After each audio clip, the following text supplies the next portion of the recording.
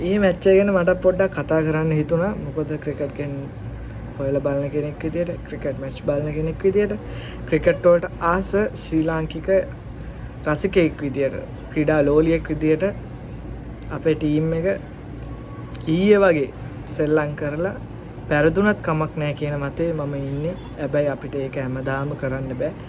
අපි අන්තිම තරඟ කිහිපෙම හොඳට සෙල්ලම් කරලා තියෙනවා. හැබැයි টොප් ටීම් එක නෙමෙයි.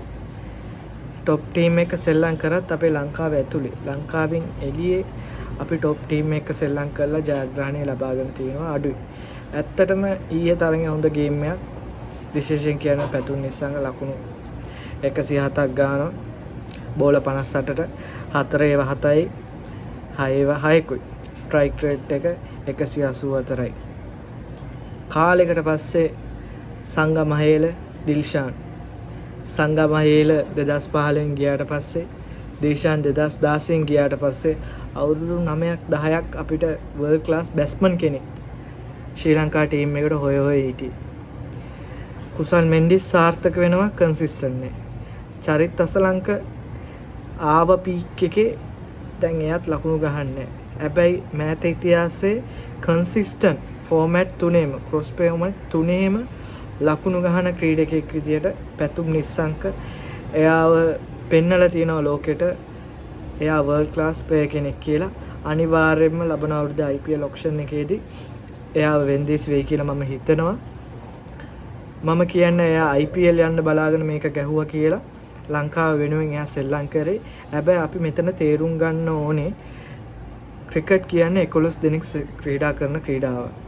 පැතුම් නිස්සංක 100ක් ගැහුව පමණින් අපිට මැච් එකක් දිනන්න බෑ. ඒකයි ඊයේ මැච් එක උනේ. එයා එච්චර හොඳ ඉනින් එකක් ගහලා ඉන්දියාවේ ටීම් එකකටත් ඕන වෙලා තිබ්බේ. එයා 100 ගැහුවත් ඒ ලකුණු ගාන තියෙන හින්දා එයාගේ විකට් එක ගත්තොත් එයාලා දන්නවා අනිවාර්යෙන් මැච් එක දිනනවා කියලා. ඒක තමයි එයාලට අන්තිම ඕවර්ස් 3ේදී ඕන වෙලා තිබ්බේ. අන්තිම ඕවරේදී අන්ෆෝචුනේට්ලි ගාන්ටම වරුණ චක්‍රවර්තිගේ අතට ෂෝට් ෆයින් ඉද්දි කැච් එක ගියා. ඒකට පැතුම් නිස්සංකට අපිට මුකුත් කියන්න බෑ. එයාට කරන්න පුළුවන් 100%ක්ම කණ්ඩායම වෙනුවෙන් කරලා දීලා තමයි එයා ගියේ ඇතුළට. එතකොට අපි දැනගන්න ඕනේ ඊට පස්සේ එන ප්ලේයර්ස්ලා ඒ මොමන්ටම් එක දිගටම අරන් යන්න. මම හිතන්නේ චරිත් අසලංක කුසල් පෙරේරා ආවට පස්සේ චරිත් අසලංක බැට් කරන්න ආවා. එයා බෝල 9ක් ගහලා ලකුණු 5යි ගැව්වා. එයා ස්ට්‍රගල් කරද්දී එතනට එයා එන්න ඕනේ කියලා මම හිතන්නේ. මගේ පර්සනලි අයිඩියා එක තිබ්බේ එතනට කවින්දු මෙන්ඩිස් එන්න ඕනේ කියන එක. කවින්දු මෙන්ඩිස් කවුද අපේ දසුන් ශානක. නමුත් ඊයේ කවින්දු මෙන්ඩිස් සාර්ථක වුණේ නැහැ. එයාත් බෝල 7ට ලකුණු 3යි ගහලා තිබ්බේ. එතන තමයි අපේ පැත්තේ තිබ්බ මැච් එක.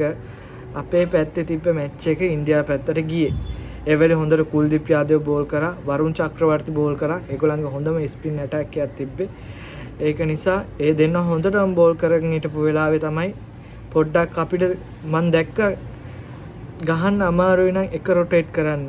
ඩොට් බෝල ගහනවා ගොඩක්.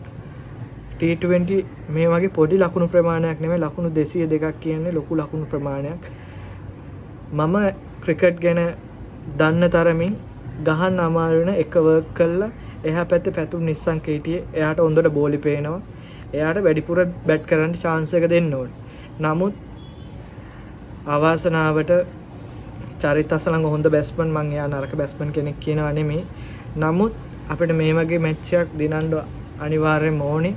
මොකද අපි මැචස් දෙකක් පෙරදිලා තියෙන. බංග්ලාදේශට පෙරදුනා, පාකිස්තාන්ට පෙරදුනා. ඉන්දියාව කියන්නේ මේ ටූර්නමන්ට් එකේ ඉන්න හොඳම ටීම් එක. මගේ මතය හැටියට පාකිස්තාන්ට වැඩිය ඇත්තටම ඉන්දියාව හොඳයි. මම හිතන්නේ එයාලා තමයි ඒෂියා කප් එකත් උස්සන්නේ. එතකොට ඒ වගේ සයිඩ් එකකට අපි ගහලා ටූර්නමන්ට් එකෙන් එළියට ආවත් අපේ එතකොට මානසිකත්වය හොඳයි. මොකද ටූර්නමන්ට් එකේ ඉන්න හොඳම සයිඩ් එකට ගහලා ඉන්නේ. හැබැයි අපි මැච් එක ටයි කරා. වාසනාවන්ත ලෙස අන්තිම ඕවරේ දසුන් ශානක කොහොම හරි එජ් එකෙන් හරි ගහලා ලකුණු 4ක් අරන් දුන්නා.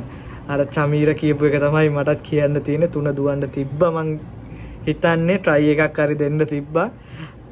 චමීර කියන එක දැන් Facebook එකේ TikTok එකේ දිගටම පෝස්ට් එක ෂෙයා වෙනවා. මුළු ලංකාවට මේක කියවෙන්න ඇති. ජනිත් ලියනගේටත් කියවෙන්න ඇති. අනිත් එක ජනිත් ලියනගේ ආපු තැනට මම කැමතියි මගේ පර්සනල් අයිඩියා එක වනිදු වසරංග. මොකද වනිදු වසරංග IPL සෙල්ලම් කරලා තියෙනවා. ඔතන බෝලර්ස්ලා එයා ඒ වෙලේ ඉන්දියාවේ ටීම් එකේ බෝල් කරපු බෝලර්ස්ලා ගොඩක් දෙනෙක්ට වනිදු වසරංග කලින් ෆේස් කරලා තියෙනවා. ජනිත් ලියනගේ ෆස්ට් මැච් ඒ වගේ ප්‍රෙෂර් එකක් දෙන්න මම දන්නේ ජනිත් ප්ලේයින්ගේ හොඳ ප්ලේයර් වන් ඩේ වල හොඳටම කරනවා. හොඳ ෆෝම් එකේ හොඳ පීක් එකේ ඉන්නේ. නමුත් ඒ සිටුේෂන් එකේ ජනිත් ලියනගේව එවන එක හොඳයිද කියන එක මම සාධාරණය කරන්නේ නැහැ. මගේ අයිඩියා ගණන් තිබ්බේ ඒ වෙලේ වනිදු වසරංග එයි කියලා. හැබැයි වනිදු වසරංග ආවේ නැහැ ඇත්තටම. වනිදු වසරංග ආව නම් මං හිතනවා මොකක් හරි තව අපිට එක ලකුණක් දෙකකින් තමයි අපි මැච් එකේ ගියේ. අනිවාර්යයෙන්ම අපිට ටයි කරන්න ඕන තිබ්බ මැච් එකක් නෙමෙයි ඒක. අනිවාර්යයෙන්ම දිනන්න තිබ්බ මැච් එකක්. සුපර් එක ගැන කිව්වොත් අපි කලින් පාරකුත් ලකුණු දෙකට ওই විදියටම විකට් දෙකක් ගිහිල්ලා සුපර් එක ලකුණු දෙකයි ගැහුවේ. සුපර් එකේ රූල් එක විකට් දෙකක් ගියොත් සුපර් එක ඕල් අවුට් ටීම් එක ඕල් අවුට් කියන විදියට තමයි ගණන් ගන්නෙ. මගේ මතේ නම් අපි සුපර් එකක් යන්න ඕන මැච් එකක් නෙමෙයි ඇත්තට මේක. ඒ වෙලේ ඕවර්ස් 20ෙන් අපිට ගහලා ඉවර කරන්න තිබ්බ මැච් එකක්. once again පැතුම් නිස්සංක සුපර්බ් නොප් මහේල දිල්ෂාන් කුසල් ජනිත් පෙරේරා පැතුම් නිස්සංක මේ කට්ටිය තමයි අපේ T20 වල ලකුණු ගහලා තියෙන්නේ. තව කිව්වොත් T20 වල දැන්ට වැඩිම ලකුණු ඉන්නේ කුසල් ජනිත් පෙරේරා. එයාගේ ලකුණු 2276යි. දෙවෙනියට ඉන්නේ අපේ නැගී එන තරුව පැතුම් නිස්සංක 2211යි. අනිවාර්යයෙන්ම එයා පාස් කරයි. ලංකාවේ ඊගාවට බිහි වුණු මගේ මතේ මට ඒක පේනවා එයාගේ ඇටිටියුඩ් වලින්, එයාගේ බේස් එකෙන්, එයාගේ ටෙක්නික් එකෙන්, එයාගේ පවර් එකෙන්, එයාගේ කැපවීම. මොකද පැතුම් නිස්සංක කියන්නේ සයිලන්ට් වැඩ පෙන්වන ක්‍රීඩකයෙක්. ගොඩක් අපේ ප්ලේයර්ස්ලා ඉන්නවා වැඩ දානවා, සීන් දානවා, ඒත් කන්සිස්ටන්ට් නෑ. පර්ෆෝම් කරනවා, ටැලන්ට් එක තියෙනවා, නමුත් කන්සිස්ටන්ට් නෑ. ඒකයි මගේ පර්සනල් මතේ. මම දකින විදියට කොච්චර වැඩ පෙන්නුවත් කමන්නේ. හොඳම එක්සාම්පල් එක ග්‍රවුන්ඩ් එකේ මැද යකෙක් වගේ ඉන්න විරාට් කෝලි. එයා වගේ කන්සිස්ටන්ට් හිටපු කෙනෙක් මම දැකලා නැහැ. මගේ ක්‍රිකට් ලයිෆ් එකේ මම මේ ක්‍රිකට් ගැන හොයන තුර සචින් ටෙන්ඩුල්කර් ලකුණු ගහලා තියෙන සෑහෙන ප්‍රමාණයක්. නමුත් සචින් ටෙන්ඩුල්කර් ගහපු ගොඩක් මැචස්, ලකුණු 100ව ගහපු ගොඩක් මැචස් හැමෝම දන්නවා ඇති. ප්‍රසන්ටේජ් එකක් වශයෙන් විනින් ප්‍රසන්ටේජ් එක අඩුයි. නමුත් විරාට් කෝලි ලකුණු ගැහුවොත් අනිවාර්යයෙන්ම ඒක 150ට වැඩි විනින් ප්‍රසන්ටේජ් එක. එයා අනිවාර්යයෙන්ම මැච් එක ඉවර වෙන්නම ගහලා තමයි එන්නේ. අන්න එහෙම ක්‍රීඩකෙක්. එයත් ෆේල් වුණා අවුරුදු 2-3ක්. එතකොට ඔයාලා දකින්න ඇති එයාගේ ඇටිටියුඩ් එක පොඩ්ඩක් වෙනස් වුණා. එයාගේ අන්තිම කාලේ අර ආපු මුල්ම මොරාල් එක, ඇන්ග්‍රි ගතිය, ඇග්‍රෙසිව් ගතිය, ඒක පොඩ්ඩක් අපිට එයා ෆේල් වෙන්න ගද්දි ඒක නැතුව ගියා. තිබ්බා 100%ක් නැති වුණේ. යම් කිසි ප්‍රමාණයකට ඒක අඩු වුණා. අපි දැක්කා. අපි මැචස් බලද්දි අපි ඒක දැක්කා. ඒ වගේ ඇටිටියුඩ් පෙන්වනවා නම් කන්සිස්ටන්ට් පර්ෆෝම් කරන්න ඕනේ. විශේෂයෙන්. එහෙම නැත්නම් අපේ මේ සයිලන්ට් කිලර් වගේ ඇටිටියුඩ් නැතුව පර්ෆෝම් විතරක් කරන්න ඕනේ. ඒකයි මගේ මතේ. අපි ඕවරෝල් ගත්තොත් තුන්වෙනියට ඉන්නේ කුසල් මෙන්ඩිස්. T20 වැඩිම ලකුණු වල 2198යි. වැඩිම 50ව ගහලා තියෙන්නේ පැතුම් නිස්සංක 18යි 100ක් එක්ක. ඊයේ ගහපු 100ත් එක්ක. දෙවෙනියට ඉන්නේ කුසල් ජනිත් පෙරේරා 17යි. තුන්වෙනියට ඉන්නේ කුසල් මෙන්ඩිස්. නමුත් මෙතන වෙනසක් තියෙනවා. අඩුම ඉනින්ස් ගානකින් ලකුණු වැඩිපුර ගහලා තින්නේ පැතුම් නිස්සංක. ඇවරේජ් එකත් මේ තුන් දෙනාගෙන් ගත්තොත් වැඩිම ඇවරේජ් එක තියෙන පැතුම් නිස්සංකගේ 31ක් තියෙන ඇවරේජ්. කුසල් ජනිත් පෙරේරාගේ 27යි. කුසල් මෙන්ඩිස්ගේ 25යි.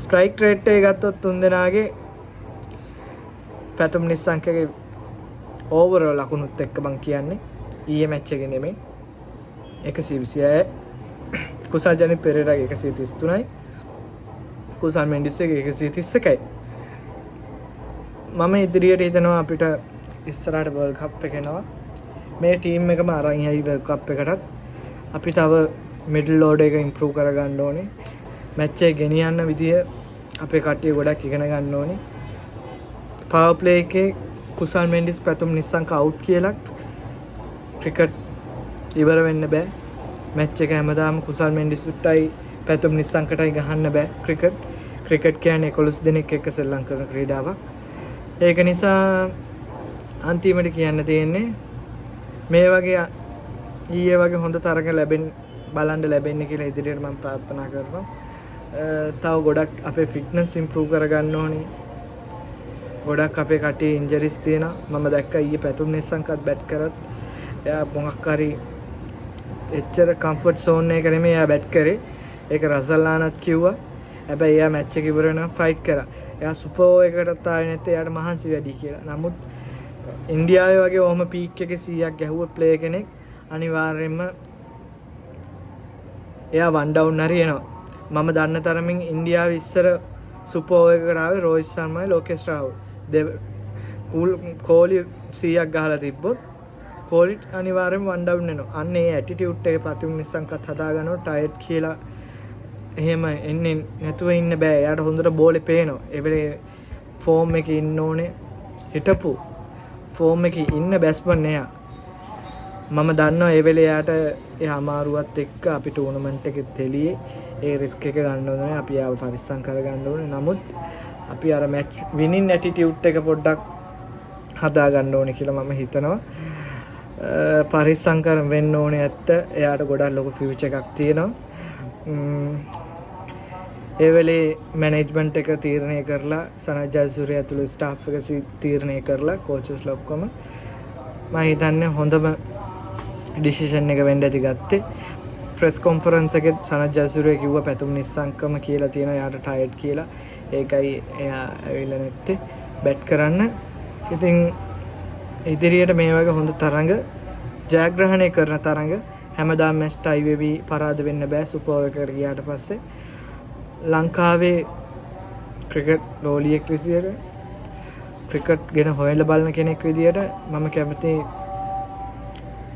දිගටම ලංකාවේ මැචස් දිනනවා නම් දිගටම ප්ලේයර්ස්ලා කන්සිස්ටන්ට් පර්ෆෝම් කරනවා නම් ලංකාවට වර්ල්ඩ් කප් එකක් එනවා නම්